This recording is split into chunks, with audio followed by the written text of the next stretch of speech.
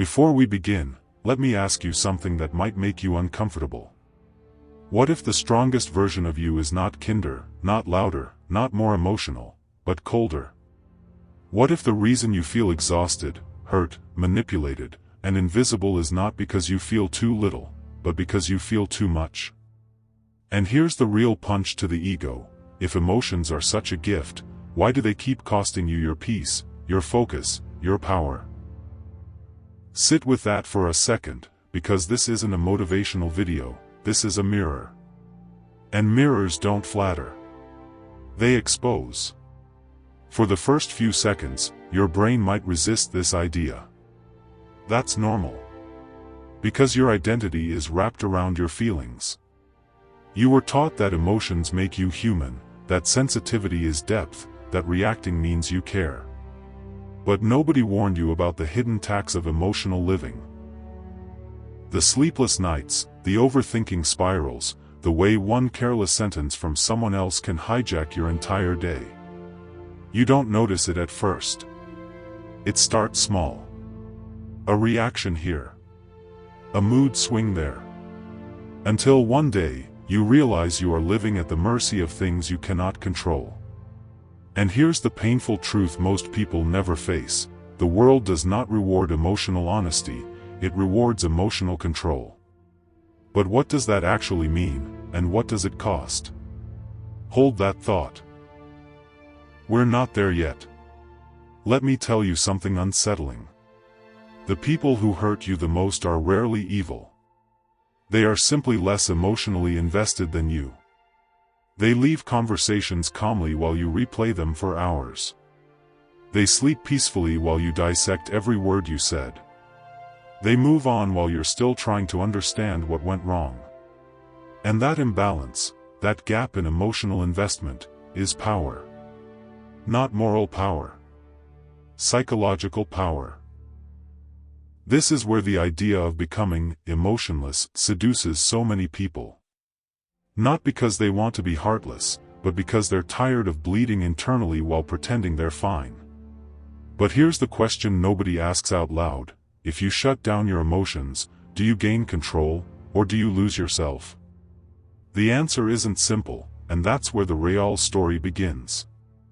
Psychology has a brutal rule it never advertises: whatever you feel deeply, you become predictable by. Anger makes you reactive. Love makes you negotiable. Fear makes you obedient. Even happiness, when outsourced to others, becomes a leash. The mind learns patterns faster than the heart learns wisdom, and over time, emotions stop being signals and start becoming commands. You don't choose how you respond, you're triggered. And triggers are exploitable. This is why manipulators don't need strength, they just need access to your feelings. But what happens when you slowly begin to step back, when you stop reacting instantly, when silence replaces impulse? Something strange happens, and most people don't like it at first. Why? Because calm feels empty before it feels powerful. Here's the emotional peak most people never talk about. Becoming emotionally controlled doesn't feel empowering in the beginning, it feels lonely. When you stop oversharing, fewer people listen. When you stop reacting, fewer people engage. When you stop explaining yourself, some people disappear. And that's the part that hurts the most. Because it exposes a bitter truth: many connections survive not on love, but on emotional access. Take that away, and the relationship collapses. This realization hits like a punch to the chest, because it forces you to ask: were they connected to me, or to my reactions? Sit with that question, because once you see it, you can't unsee it. The human brain is wired to seek emotional rewards. Validation, sympathy, attention, approval, they all release tiny chemical highs. Over time, we become addicted without realizing it. We tell our stories not to heal, but to be seen. We express pain not to process it, but to be comforted. And slowly, without meaning to, we hand over the steering wheel of our emotional state to other people. This is where emotional neutrality starts to feel dangerous, because it removes the reward. No applause. No sympathy. No instant relief. Just you, alone with your thoughts. And that silence is terrifying, until it isn't. Until one day, you realize that peace without applause is still peace. And that realization changes everything, but it comes with a cost you need to be ready for. Let's talk about fear, because fear is the emotion that pretends to protect you while quietly controlling you. Fear of rejection keeps you agreeable. Fear of conflict keeps you silent. Fear of being misunderstood keeps you explaining yourself to people who aren't listening. When you begin to emotionally detach, fear loses its grip. Not dramatically. Subtly. You stop needing immediate reassurance. You stop chasing closure.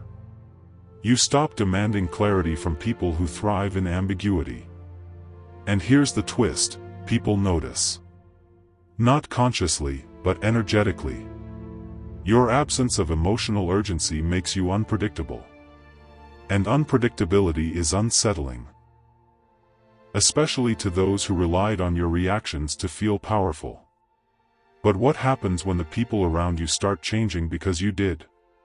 There's a quiet psychological shift that happens when you stop reacting emotionally in real time.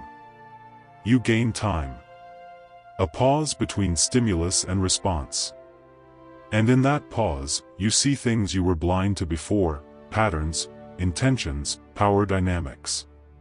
You notice who pushes your buttons and when. You notice who only shows up when you're vulnerable. You notice how often your emotions were used as shortcuts by others to avoid accountability. This awareness doesn't feel like wisdom at first, it feels like disappointment. Because it forces you to confront how much you tolerated under the name of being understanding. But here's the unfinished loop. What do you do with that awareness once you have it? Most people make the same mistake at this stage. They confuse emotional control with emotional suppression. They try to kill their feelings instead of mastering them. And that's where things get dangerous. Suppressed emotions don't disappear, they wait. They leak out as numbness, irritability, exhaustion, or sudden emotional explosions that don't make sense.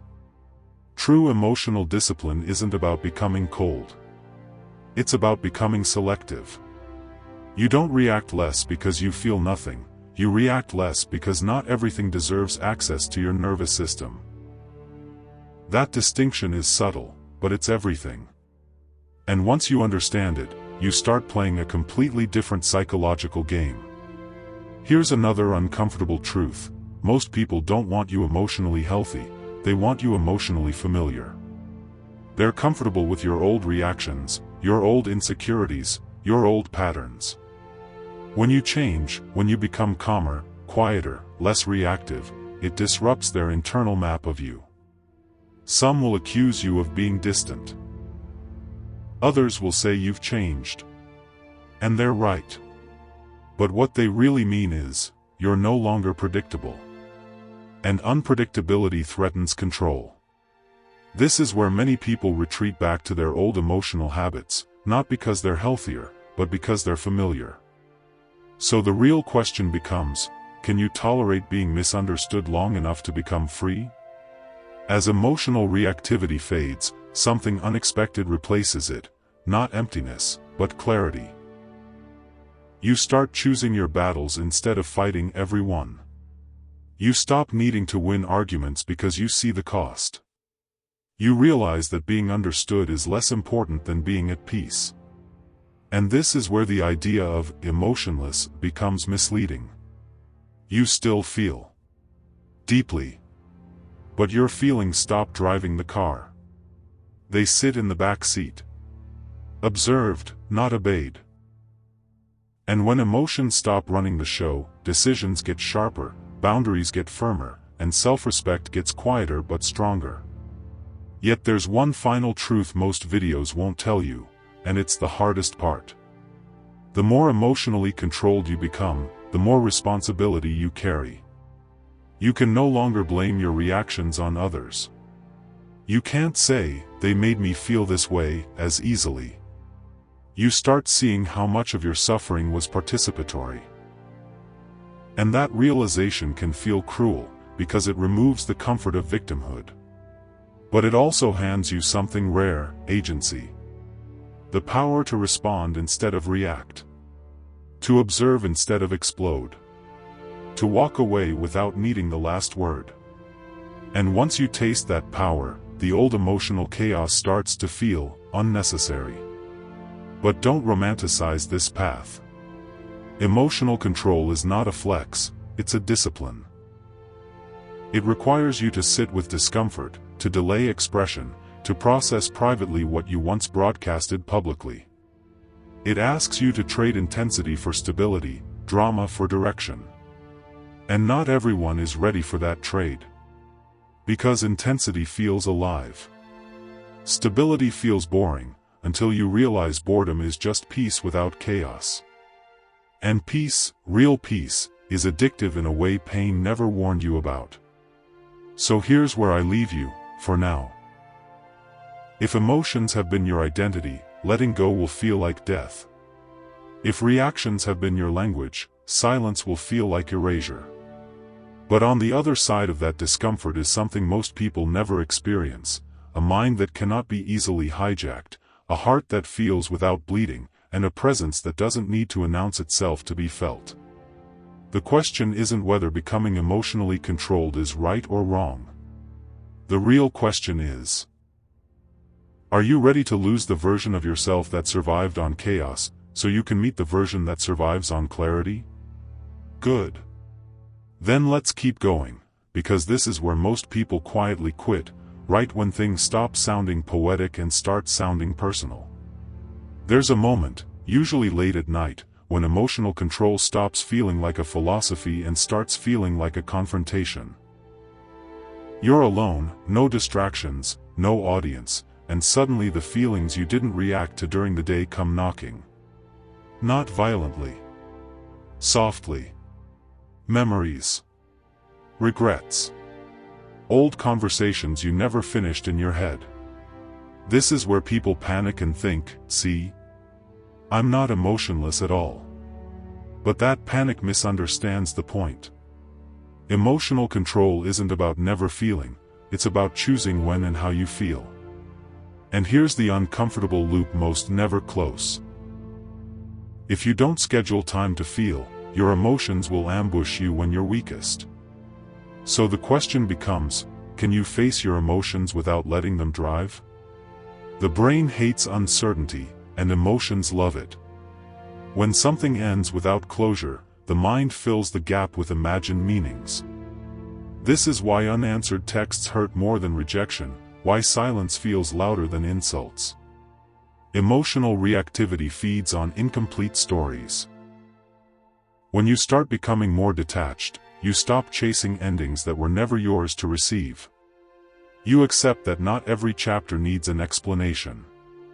That acceptance feels like surrender at first, but it's actually a quiet form of dominance. Because nothing terrifies an emotionally manipulative situation more than someone who doesn't need resolution to move on. But here's the next curiosity hook: what happens to your sense of self when you stop needing answers from others? As emotions loosen their grip, identity begins to shift. You no longer define yourself by how deeply you feel, but by how clearly you think.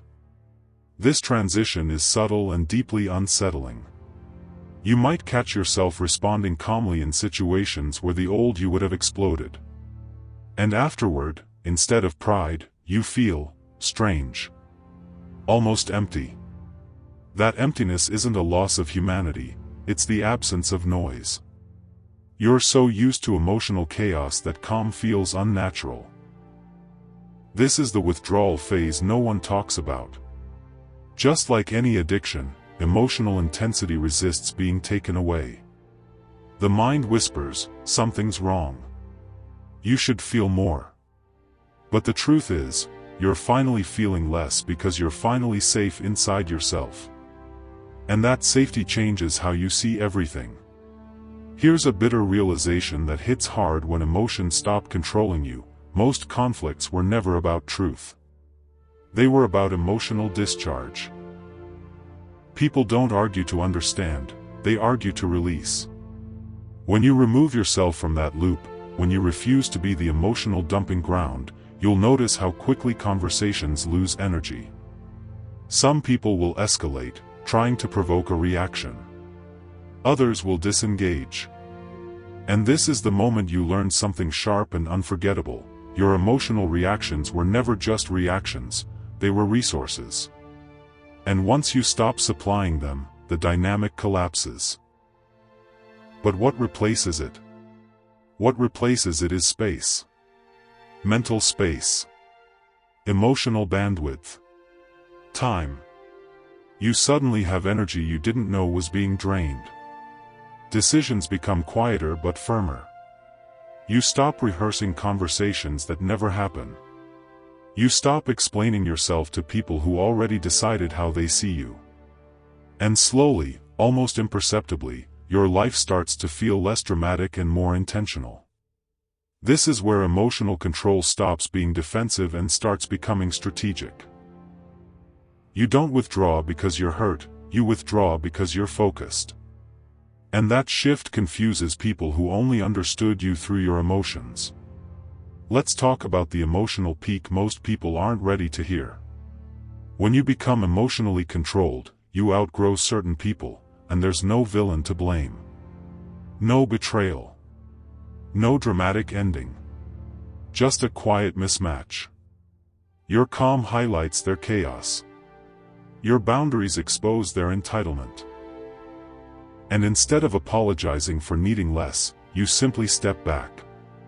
This hurts in a very specific way because there's nothing to be angry at. No story to cling to. Just distance. And distance forces honesty. It asks you to admit that some bonds existed only because you were emotionally available in ways that weren't sustainable. That realization doesn't make you cold. It makes you honest. Here's where the concept of emotionless finally matures into something real. You don't lose empathy.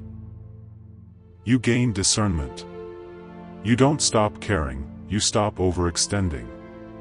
You don't shut down, you regulate. You learn that not every feeling deserves expression, and not every thought deserves belief. This isn't suppression. It's filtration. Just like your body filters toxins, your mind learns to filter emotional noise. And once that system is in place, emotional storms still happen, but they don't destroy the structure. They pass. And that passing becomes proof of your growth. But let me warn you about something subtle and dangerous. Emotional control can turn into emotional armor if you're not careful. You can start hiding behind calm to avoid vulnerability. You can mistake detachment for superiority. This is where many people lose their softness and call it strength. True emotional mastery allows intimacy without dependence, openness without chaos. It lets you feel deeply without drowning. If you go too far, you don't become powerful, you become isolated. And isolation feels safe until it starts feeling empty. So the real challenge isn't becoming emotionless, it's staying human without being hijacked. At some point, you'll notice a strange reversal. People will start opening up to you more, not less. Your calm becomes a container. Your lack of reactivity makes others feel seen without being judged. This is one of the quiet rewards of emotional control. It attracts authenticity. But here's the twist. You now have to choose who gets access. Because just because you can handle someone's emotions doesn't mean you should. This is where boundaries evolve from rules into instincts. You don't explain them. You feel them. And you honor them. And now we arrive at the final reflection, the one that ties everything together. Becoming emotionally controlled isn't about becoming hard. It's about becoming grounded. It's about realizing that your emotions are information, not instructions. That peace isn't found by fixing everyone else, but by stabilizing yourself. That strength doesn't announce itself, it shows up consistently. And the darkest secret of all? The more emotionally controlled you become, the less you need to prove anything. Not your pain. Not your intelligence. Not your worth. So if you're still listening, still sitting with this discomfort, here's the question that matters more than any technique or mindset. Who would you be if your emotions stopped running your life, but never stopped being felt? Not numb. Not cold. Just unshakable. Because once you glimpse that version of yourself, the old chaos doesn't just feel painful, it feels optional. And the moment chaos becomes optional, everything changes.